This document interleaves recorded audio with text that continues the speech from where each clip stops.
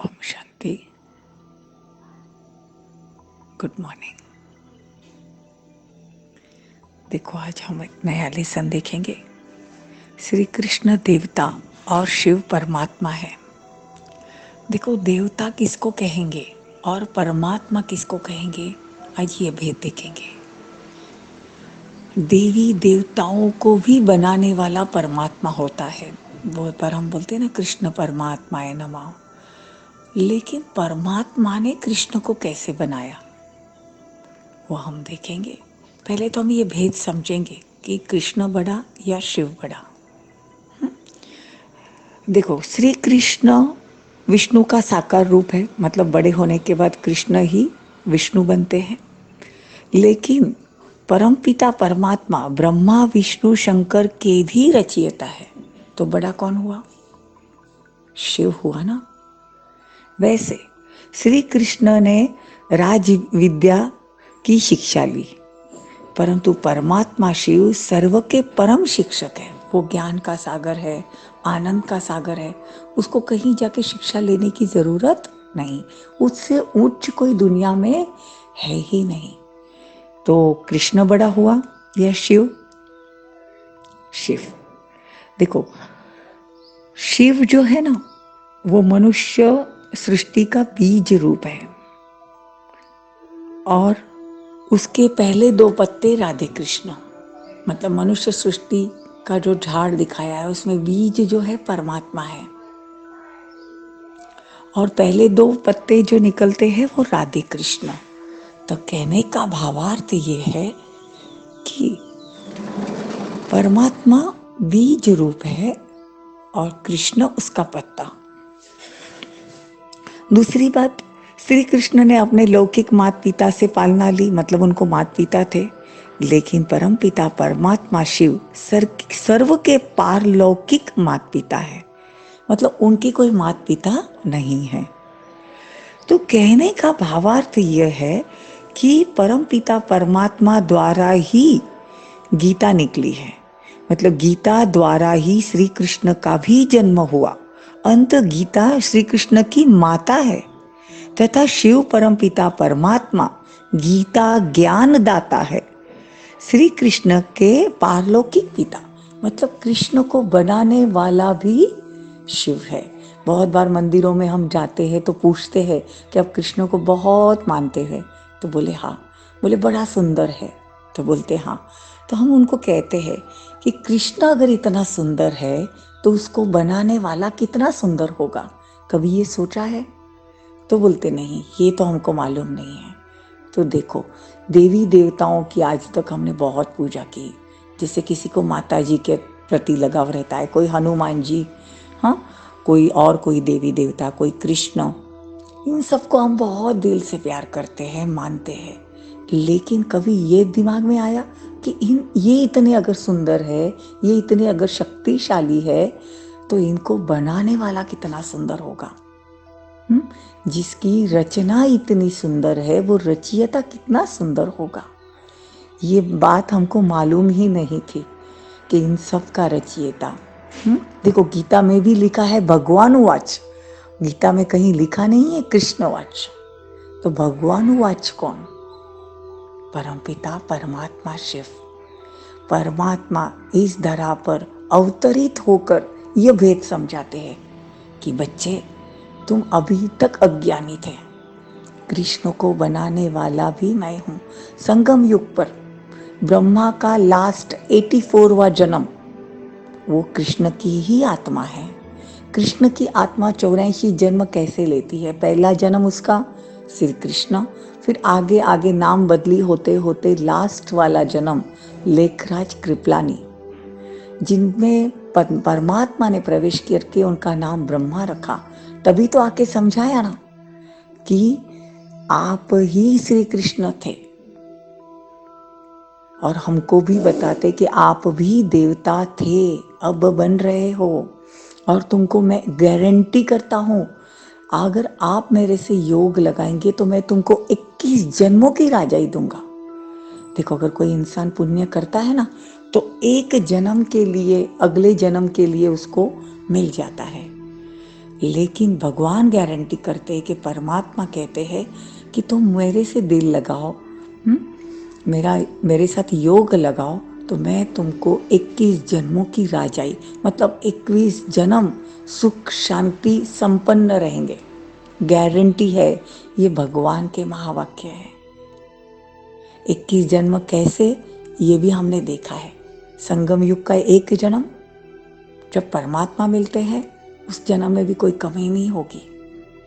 और सतयुग के 8 और त्रेता के 12, कितने हुए? 8 और 12 20, और संगम का एक 21 जन्म की राजाई, 21 जन्म सुख शांति समृद्धि। देखो, सतयुग में तो हमारा सोने जैसा जन्म होता है, लेकिन अभी जो संगम युग का जो हमारा जन्म है ना, वो हीरे जैसा है। ईश्वर की पालना में पलने का जन्म, ईश्वरीय गोद मिलने का जन्म। तो सोने से तो हीरा ज्यादा महंगा है ना, हीरे की वैल्यू ज्यादा है। तो समझ में आ रहा है कि 21 जन्मों की राजा। ये मेडिटेशन आप ऐसे ही नहीं, आपने बहुत सारे योग सीखे होंगे, बहुत सारे क्लासेस किए होंगे, बहुत सारे दूसरे मेडिटेशन के कोर्स सीखे होंगे, लेकिन ये जो मेडिटेशन है, ये गांठ बांध लो, ये कोई इंसान ने बनाई हुई नहीं है। कोई इंसान किसी को 21 जन्म की राजा ही नहीं दे सकता। हाँ, पल भर का आपको सुकून मिलता है, लेकिन ये 21 जन्म का सुकून मिलेगा। तो समझ में आया मुरली कितनी जरूरी है। मुरली मतलब कोई ऑर्डिनरी शास्त्र के शब्द नहीं है, ये स्वयं परमात्मा के शब्द है, जो संगम युग पर भगवान रोज बोलते हैं, अपने बच्चों से बातें करते हैं। तो हम उनके बच्चे हैं। इतने दिन भगत बनकर हमने उनकी पूजा की। देखो, भगवान की भक्ति हम क्यों करते हैं? भगवान मिलने के लिए ना। तो ये भक्ति का ही फल है। देखो, भक्ति बहुत हो जाती है ना, फिर भक्ति का फल ज्ञान, मतलब परमात्मा खुद आके बताते हैं कि बच्चे आप क्या थे, अब क्या बन गए हो। तो भक्ति हम इसीलिए करते थे ना, भगवान के लिए तो करते थे। तो भगवान मिल गया है, भगवान के बोले हुए शब्द है, उसका रिगार्ड देना चाहिए, उसे कभी मिस नहीं करना चाहिए। और अगर कोई बात नहीं भी समझ में आ रही है, सुनते रहो सुनते रहो, वो अपने बुद्धि का ताला खोल देता है। तो एक ही रिक्वेस्ट है कि कुछ भी हो जाए, मुरली से जिसका प्यार है या भगवान से जिसका प्यार है, कहते हैं ना, भगवान से करे प्यार, वो मुरली से कैसे करे इनकार। कुछ भी हो जाए, मुरली सुननी है। फिर तो अभी तो लॉकडाउन का पीरियड है, उसके बाद जिसको इंटरेस्ट है वो सेंटर पर जाकर मुरली सुनना, वो अनुभव करना कि भगवान के महावाक्य सुन रहे हैं।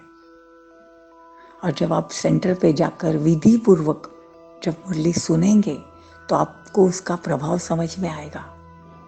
ये भगवान का लव लेटर है, जो रोज अपने बच्चों के लिए लिखते हैं। कभी भी मुरली ऐसी नहीं सुननी चाहिए कि सबके लिए है। मुरली ऐसे बैठ के सुनो जैसे भगवान ने मेरे लिए आज क्या कहा, भगवान मुझे क्या बनाना चाहता है। ठीक है, तो अभी हम एक छोटा सा मेडिटेशन करेंगे। मेडिटेशन माना आत्मा समझकर परमात्मा को याद करना, दिल से बातें करना, बहुत दिल से सच्चाई से बातें करो।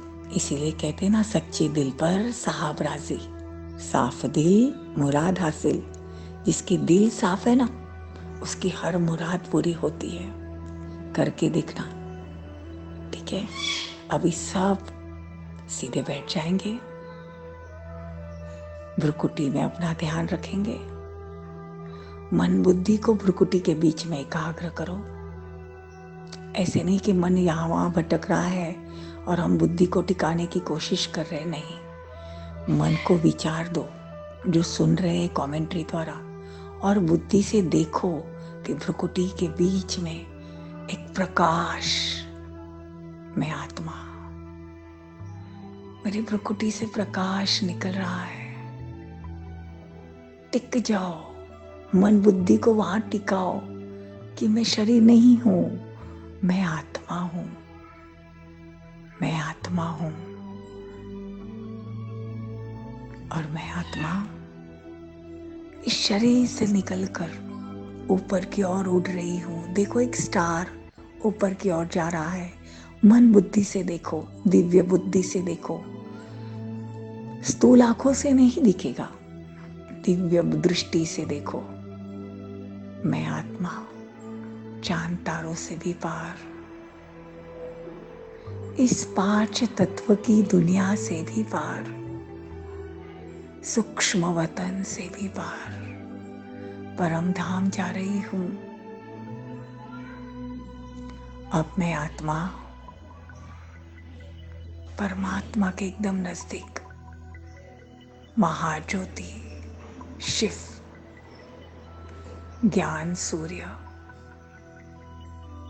एक फूल के रूप में, सूर्य फूल के रूप में,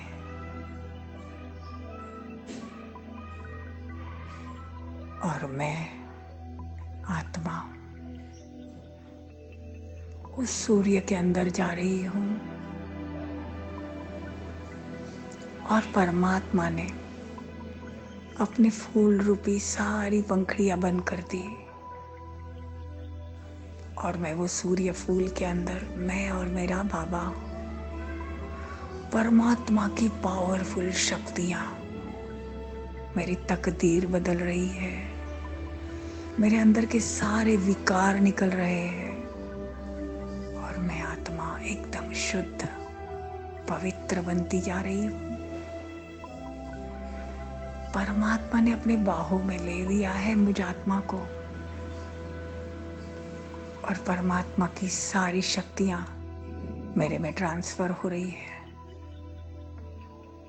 मैं आत्मा एकदम सच्चा सोना बनती जा रही हूं।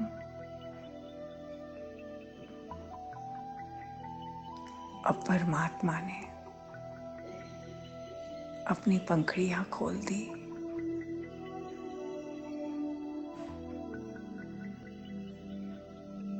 अब मैं आत्मा वापस नीचे की ओर और नीचे, सूक्ष्म वतन से भी नीचे, चांद तारों से भी नीचे, आकाश से भी नीचे, वापस अपने भ्रुकुटी सिंहासन पर।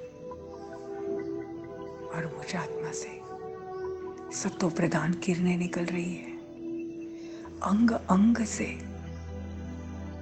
पावरफुल शक्तिशाली किरणें पूरे घर में प्रवाहित हो रही है।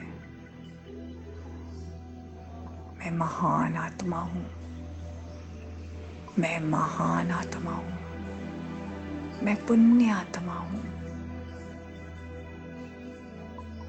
मेरे हाथ से जो भी कर्म होंगे वो पुण्य ही होगा।